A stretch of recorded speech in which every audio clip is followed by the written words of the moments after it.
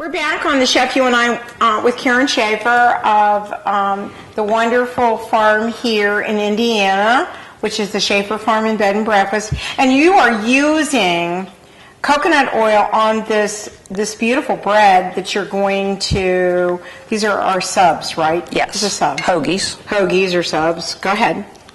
And you're going to do what? And you're going to use this. We're going to use this tool right here. That's my press. Your and press? What it does is so that the bun, which is sometimes not so perfect, when you put this on there, that makes sure it gets grilled evenly. Okay. So it's nice and toasted evenly. Right. Now, how long do you toast them for, Kathryn? I just look at them. And you know. Yeah, it just depends on how hot the griddle is. And right. So it just gets a real light brown toast on it. Right. And that looks so healthy. I mean, it's not very much. Not very much. Use a spatula. Yeah. So you just get a thin layer just so it'll brown. So it'll brown. I love your stove, by the way, but you said that you wanted a bigger one. Because we all want one that's bigger. At least you don't have to work with a glass stove like I do. It's just because all these cast iron skillets don't fit on here at the same time. Wow, I know. You need one from like here to there. Right, right. Well, it was really weird for me to get used to glass top electric after being on gas yes. and other things. And you can't control it like you can control gas. Yes. That's the cool part of gas, how wonderful it is. Now, how long, you kind of look at this, right? Yes. You can just hear it just a little bit. Yeah, it's starting to get there. Well, that's what fried bread's all about, Kathryn, is actually using, you fry it in a, and a lot of, I lived in Britain for almost 7 years, and so I'd never had it before. And they actually use it in sometimes bacon, which they don't use the same kind of stringy, they call our bacon stringy bacon. We don't have the same type of, you can buy the same regular bacon here in the States now, but we grew up on stringy bacon, which is thin slices of bacon, which aren't the thick slices. And they have it with wild mushrooms, fried bread, and eggs. Ooh. It's delicious. That looks so good. I can't wait to try this. That looks beautiful. Look at that. Get a shot of that. That's beautiful. It's a little bit more brown. Right. There. Oh, that's nice. I don't like it dark.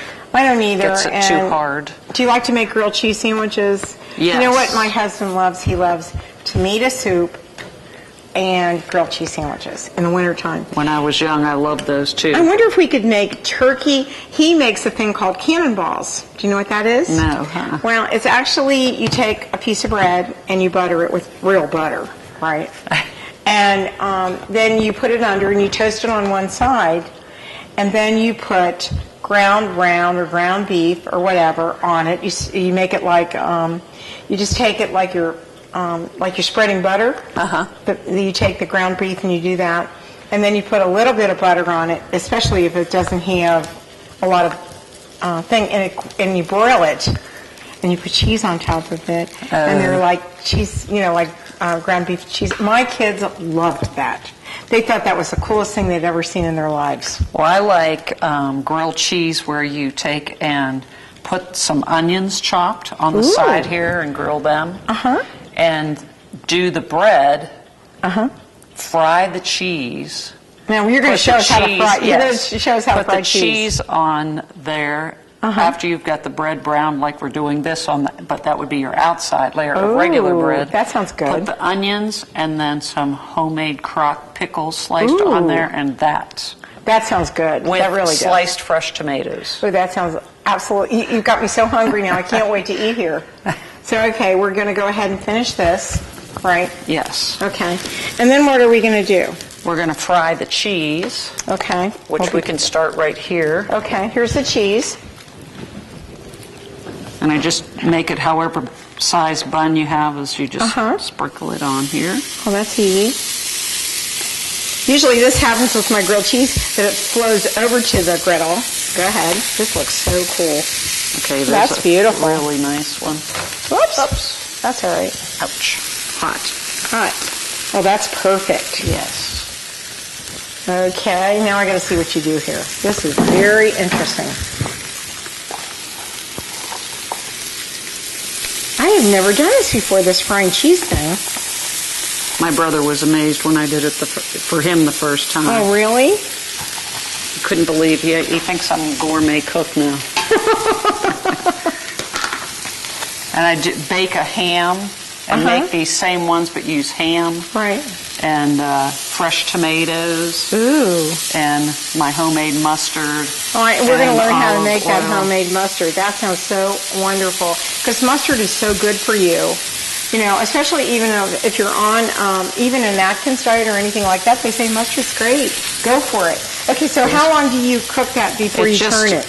You don't turn it at all. You don't turn it? No. You you can tell when it starts getting browned, or you can pick it up, and then you shut the griddle off and let it harden a little bit. Oh, okay. And usually, while that's hardening is when we do the mayonnaise and the mustard and put the meat on, and by that time, this will be ready. Oh, wow. So we're going to take a little break here, and we're going to let that go, and we'll be right back on The Chef You and I. We're back on The Chef You and I, and Karen, we are getting everything ready to put on the hoagie, but this meat wasn't, actually you're slicing this a little bit to make it a little thinner, am I correct? A little more tender, because to me it just didn't seem like it was as tender as I would like it to be. So now you usually get your deer, you go to some place and have it tenderized. You do the work though, yes. Right? Yes. With a big... It's a big cuber, they call it. A big cuber that you do. Yes, an industrial cuber. An industrial cuber. Does it make it thinner? Yes. Okay. So you're cutting that, and then we're going to put that on there, right? Yes. And then we're going to put the vegetables on, right? Yes, we're going to put the mayonnaise and mustard. You could do that if you want to save the time, as I'll give you this. Give me that, and I'll do the mustard and the mayonnaise, and I can't wait to try your stuff. Oh, let me get, this is real mayonnaise, and I have a real mayonnaise with olive oil in it. Oh my goodness, this smells so delicious. Oh, we may be using it if I could find it.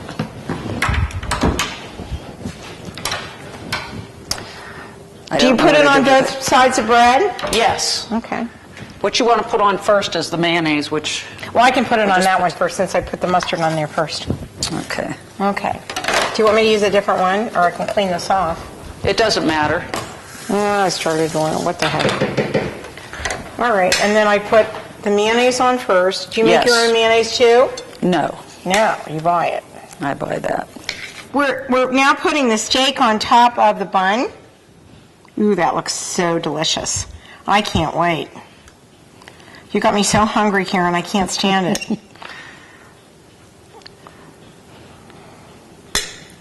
I said this meat will be just you can tell it's browned all the way through. Right, now what are we going to do with, now where do you want me to put the vegetables? Those you want to put in the bowl, that's your side. That's your side. The sauteed, put that there. Garden vegetables. Ooh, those look so, and those are all fresh. Yes, all fresh. Picked them it'll be about 2 hours ago now. Yeah, wow. Just picked all these vegetables. This looks so delicious. And we'll put those in there. Okay, and these are the sautéed vegetables. That you put on top? Yes. I'll just take and put some of these on the top. Oh, it's kind of sloppy looking. Yeah, that looks good. And then you put the cheese on, right? Now you put the cheese on. My husband's probably, if he was watching this, he would be freaking out. Watering. He would be freaking out, right? Saying, now, how do you get that cheese off of there, girl? With a spatula. Okay, let me see how you do this. Just that's simple. Turn the plate a little ways. Flip that on there. Then put the lid on. Okay. And now what we can do is do this, Karen, and we've got a completed plate, right? I'm going to put a couple toothpicks in here. Oh, toothpicks, sorry. So... Would you cut that in half? Yes, we're going to do that. Okay. Toothpicks. Because that's really a big sandwich. Yes. Oh, wow. And then we'll get the... That looks so sweet.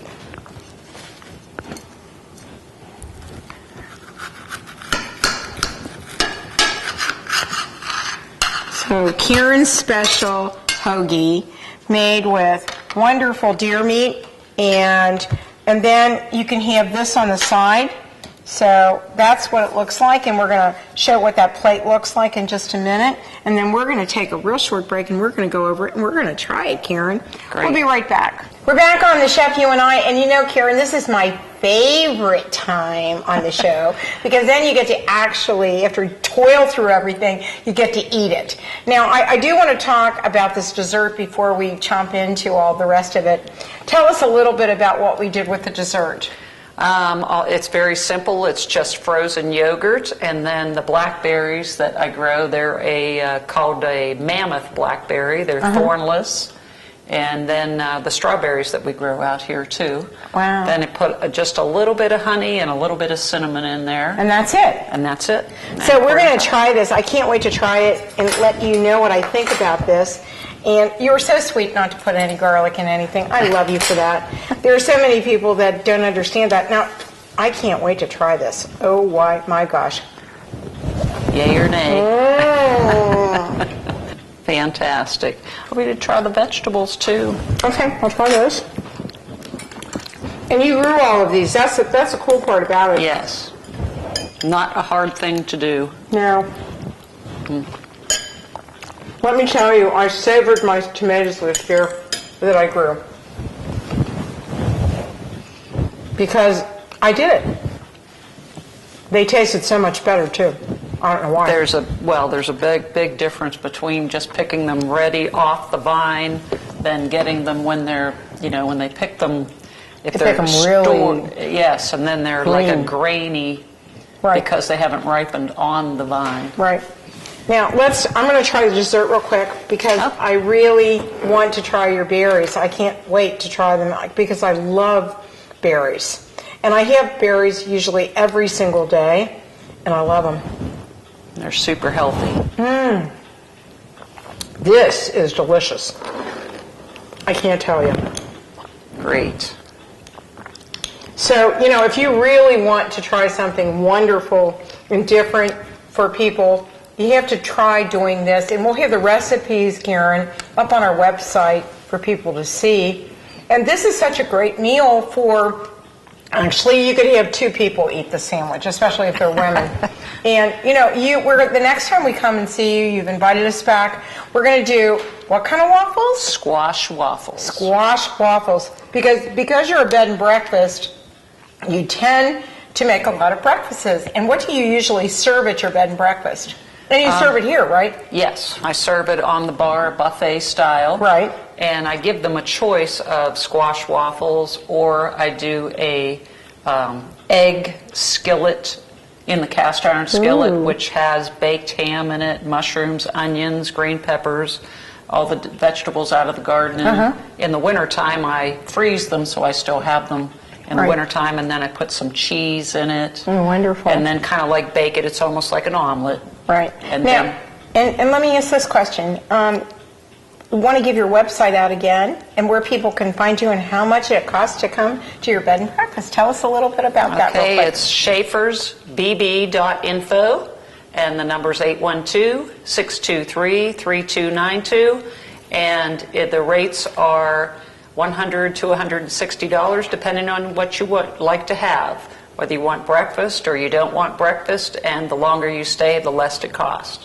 And that sounds so exciting. Give that website out one more time and we're going to have to say goodbye. Okay, it's schaefersbb.info. And we want to say bon appetit to you and enjoy. We loved it. Thank you so much for having us. We'll see you next time, and don't forget to go to our website at www.thechefyouandi.com. See you next time.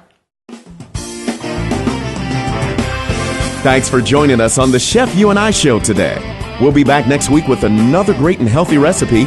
Don't forget to visit our website, thechefyouandi.com, for all of our featured recipes, cooking tips, and clips of the show.